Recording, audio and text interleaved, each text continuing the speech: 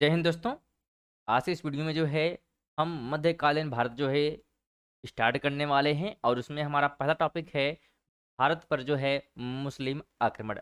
और इस टॉपिक से हम लोग कुल जो है 18 महत्वपूर्ण एमसीक्यू प्रश्न देखने वाले हैं और ये जो है मध्यकालीन भारत के इतिहास का पहला वीडियो है। ठीक है, जिसमें हम लोग भारत पर मुस्लिम आक्रमण से संबंधित महत्वपूर्ण एमसीक्यू प्रश्न देखने वाले हैं, जो कि सभी प्रकार क्या है परीक्षाओं में पूछे जाने वाले प्रश्न शामिल किए गए हैं। चलिए हम वीडियो की शुरुआत करते हैं।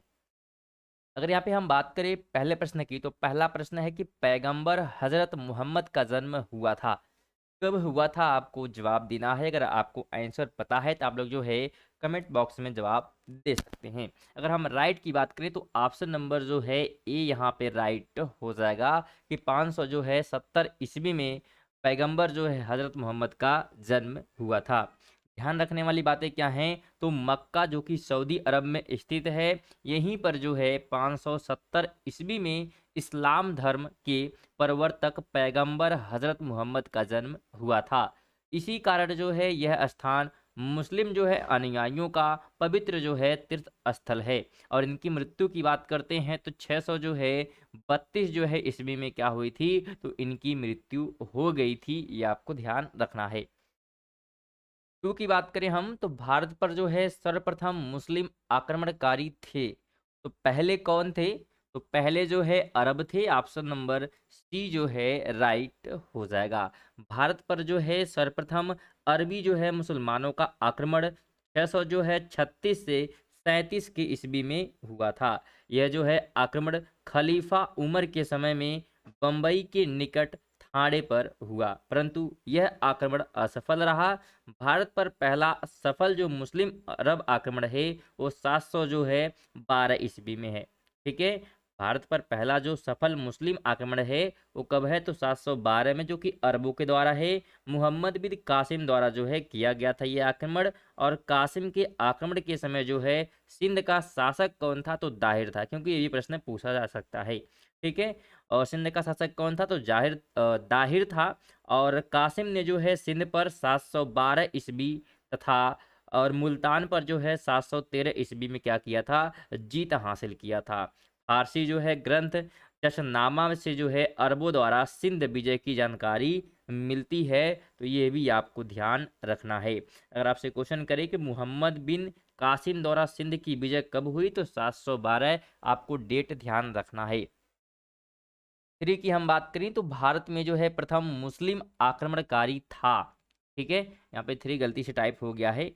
तो अगर हम राइट की बात करें तो ऑप्शन नंबर सी हो जाएगा, मोहम्मद बिन कासिम। हमने अभी देखा, ठीक है, कि मुस्लिम जो आक्रमणकारी था वो कौन था? मोहम्मद बिन कासिम था, जो कि 700 जो है 12 ईस्वी में जो है एक प्रकार से हमला किया था। और की बात करें हम तो मोहम्मद बिन कासिम था, कहाँ का था? तुर्क है, मंगोल है, अरब है, या तुर्क अफगान है? तो अगर हम राइट की बात करते हैं तो ऑप्शन नंबर सी हो जाएगा, ई जो है अरब का था। ऑप्शन सी जो है राइट हो जाएगा। मोहम्मद बिन कासिम क्या था? तो एक अरबी था और वह जो है इराक के राजा अल जो है हज्जाज का भतीजा और दामाद दोनों था। जिस समय उसने जो है सिंध पर आक्रमण किया उसकी आयु मात्र 17 वर्ष थी। ठीक है, तो ये भी आपको ध्यान रखना, सिर्फ 17 वर्ष की उसकी आयु थी जिस समय उसने क्या किया था? तो सिंध पर आक्रमण किया था। फाइव की बात करें तो इनमें से कौन जो है गजनी राजवंश का संस्थापक था? तो अगर हम गजनी राजवंश के संस्थापक की बात करते हैं तो अल्पतगीन था। ऑप्शन ए जो है राइट हो जाएगा। गजनी वंश का संस्थापक कौन था? तो अल्बतगीन था। और गजनी वंश का अन्य नाम जो है यामिनी वंश भी है, तो ये भी आपको ध्यान रखना है। और अल्पतगीन ने जो है गजनी को अपनी राजधानी बनाया। और इस समय उत्तर पश्चिम भारत में जो है हिंदू शाही राजवंश का राज्य था, जिसका विस्तार जो है हिंदू कुश पर्वतमाला तक था। तो ये महत्वपूर्ण बात भी आप ध्यान रखिएगा। साथ में अगर वीडियो इन्फॉर्मेटिव लग रही है तो वीडियो को लाइक और शेयर जरूर करिएगा। बात करें हम सिक्स की, तो यहाँ पे कथन दिए गए हैं। पहला कथन है कि महमूद गजनी ने जो है भारत पर 17 बार आक्रमण किया, और कारण यह है कि वह भारत में जो है अस्थाई मुस्लिम शासन की स्थापना चाहता था। तो क्या है, बिल्कुल सही है। नीचे कूट दिए गए शब्द से क्या करना है, चुनना है। तो अगर हम राइट की बात करें तो ऑप्शन जो है यहाँ पे सी जो है सही होगा कि ए सही है, परंतु आर क्या है, गलत है। क्यों? क्योंकि महमूद गजनवी, या जिसे हम गजनवी भी कहते हैं, भारत पर 17 बार आक्रमण किया, परंतु इन आक्रमणों का उद्देश्य भारत में अस्थायी मुस्लिम शासक की स्थापना करना नहीं था, बल्कि मात्र लूटपाट करना था। यहाँ पे सिर्फ लूटपाट करने के लिए क्या है, आक्रमण किए गए थे, अस्थायी मुस्लिम शासन की स्थापना के लिए नहीं। इसलिए ए सही होगा, परंतु आर क्या होगा, गलत होगा। 7 की हम बात करें तो निम्न में से कौन जो है चंदेल शासक महमूद गजनवी से पराजित नहीं हुआ था? तो कौन नहीं हुआ था? तो इसमें जो है विद्याधर, ठीक है, ये पराजित नहीं हुए थे। ऑप्शन यहाँ पे बी जो है राइट हो जाएगा। ध्यान रखिएगा, महमूद गजनवी का चंदेलों पर प्रथम आक्रमण जो है 1019 से 20 ईस्वी में हुआ, और उस समय चंदेल वंश का शासक जो है विद्याधर था, जो अपने वंश का सर्वाधिक शक्तिशाली शासक था।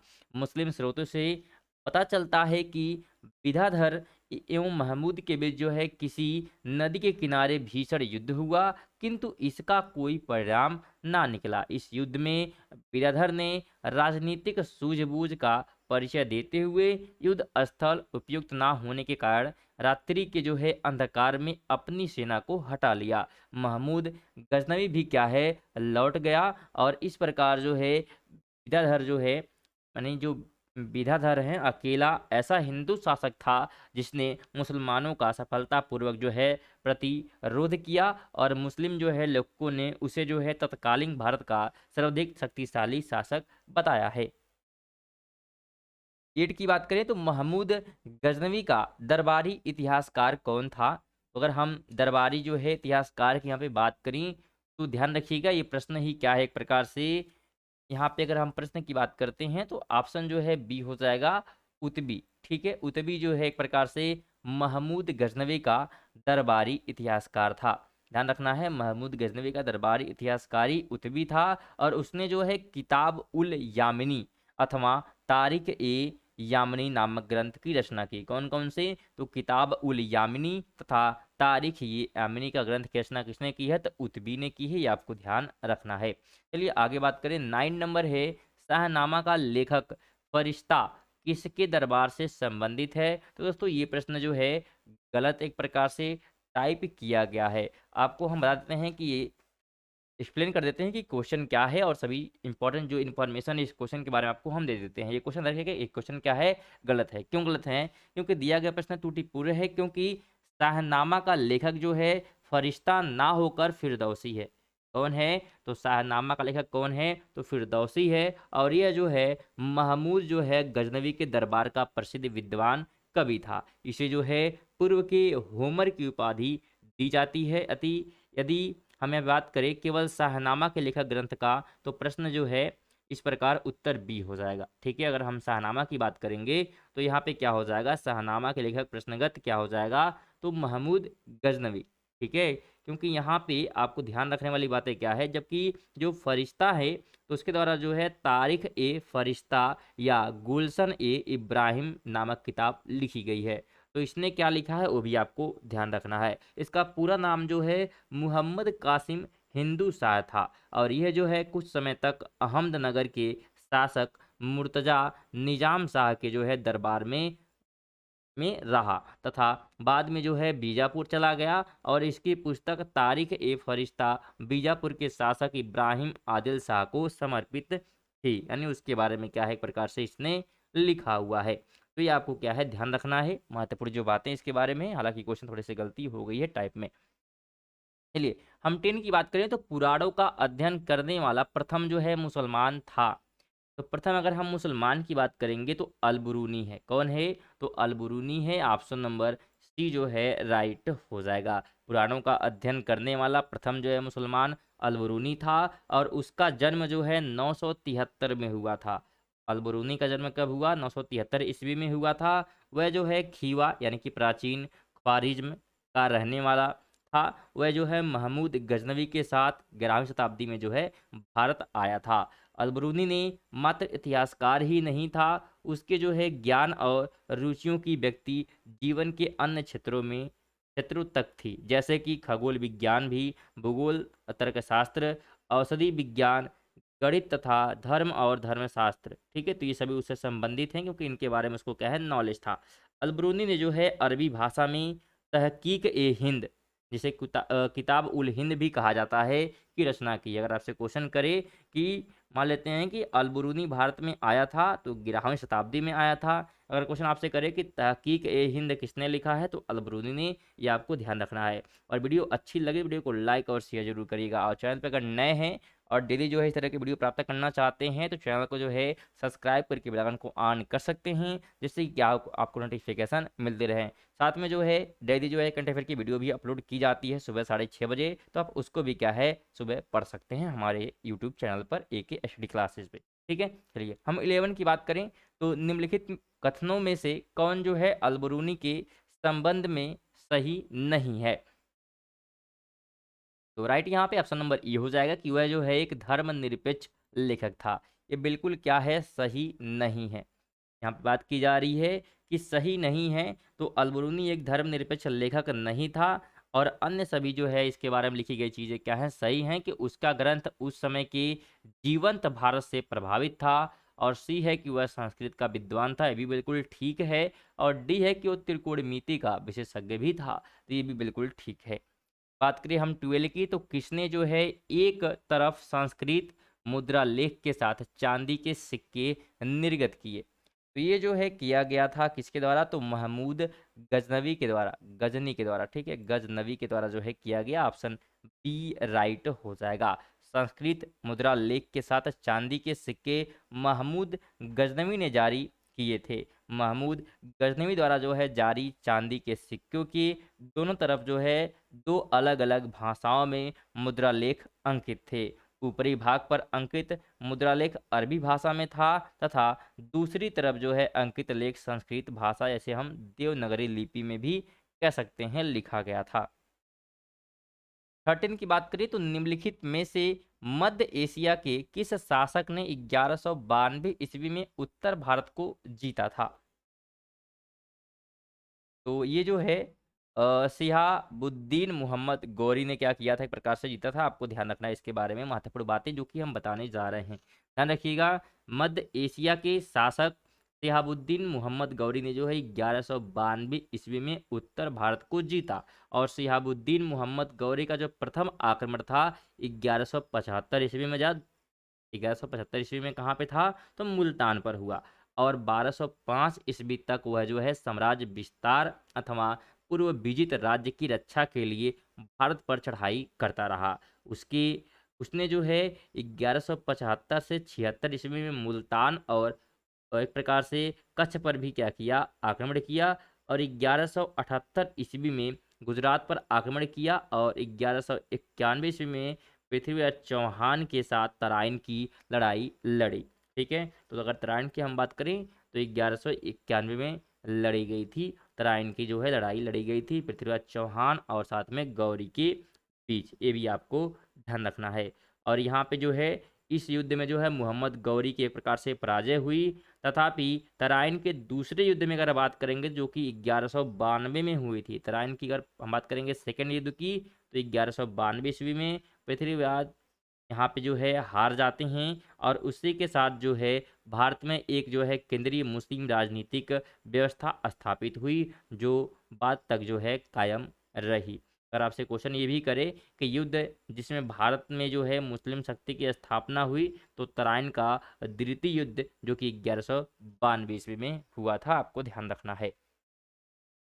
14 की बात करें तो मोहम्मद गौरी को सबसे पहले किसने जो है पराजित किया। तो सबसे पहले जो है पराजित करने वाली अगर हम बात करें तो वो हो जाएगा मूलराज द्वितीय। ठीक है, ऑप्शन ई जो है राइट हो जाएगा। 1178 ईस्वी में मोहम्मद गौरी ने गुजरात पर आक्रमण किया, किंतु मूलराज द्वितीय ने अपनी जो है योग्य एवं साहसी विधवा माँ नायिका देवी के नेतृत्व में आबू पर्वत के निकट गौरी का मुकाबला किया और उसे परास्त कर दिया। यह गौरी की भारत में पहली पराजय थी। 15 है मोहम्मद गौरी ने जयचंद को किस युद्ध में पराजित किया। तो ये पराजित किए गए थे कहाँ पे, तो एक प्रकार से चंदावर का युद्ध जो कि हुआ था 1194 में, आपको ध्यान रखना है 1194 ईस्वी में चंदावर के युद्ध में मोहम्मद गौरी ने कन्नौज के गढ़वाल राजा जयचंद्र को पराजित किया था। चंदावर वर्तमान फिरोजाबाद जिले में यमुना तट पर क्या है, स्थित है। तो ये आपको ध्यान रखना है। और आपसे क्वेश्चन ये भी करता है कि निम्नलिखित में से कौन राजा मोहम्मद गौरी द्वारा चंदावर के युद्ध में पराजित किया गया, तो जयचंद, ये भी आपको ध्यान रखना है। सेक्शन की बात करें, निम्नलिखित नामों को कालानुक्रम व्यवस्थित करें व नीचे दिए गए कूट से सही उत्तर प्राप्त करें।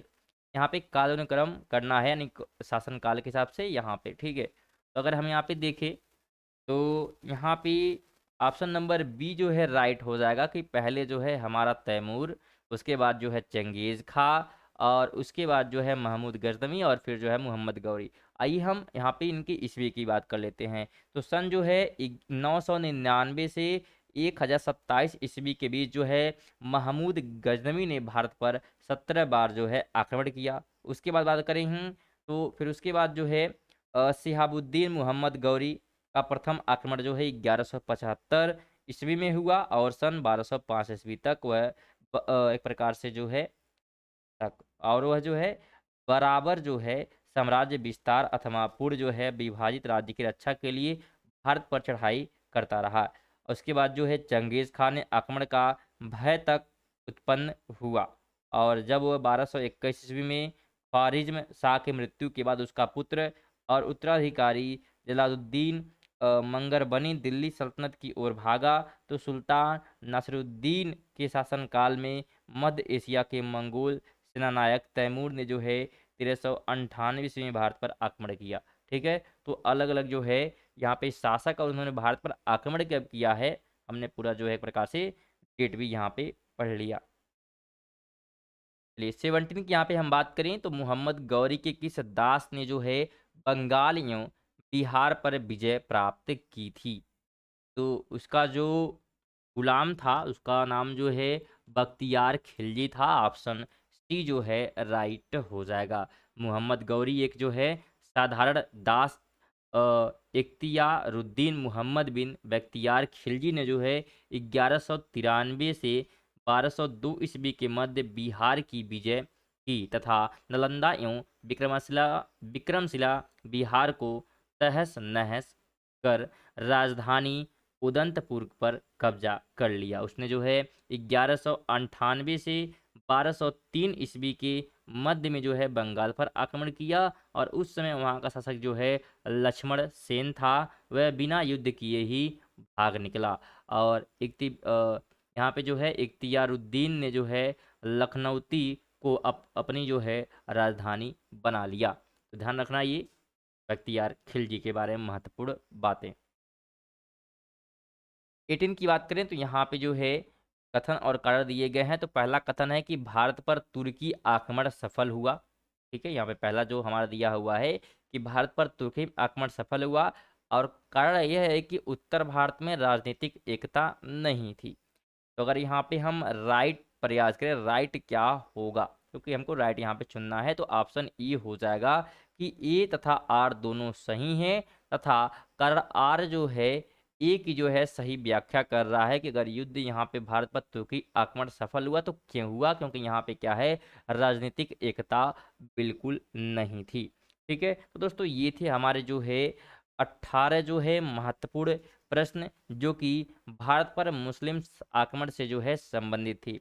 वीडियो आपको कैसी लगी है कमेंट बॉक्स में जरूर बताइएगा, साथ में वीडियो को लाइक और शेयर करिएगा, तथा चैनल को जो है सब्सक्राइब करके बेल आइकन को ऑन जरूर कर दीजिए, जिससे क्या हो आपको नोटिफिकेशन मिलती रहे, और साथ में आप यहाँ पे करंट अफेयर की वीडियो भी प्राप्त कर सकते हैं। 6:30 बजे सुबह जो है अपलोड किया जाता है, आप उसे भी क्या है पढ़ सकते हैं। चलिए मिलते हैं नेक्स्ट वीडियो, तब तक के लिए जय हिंद जय भारत।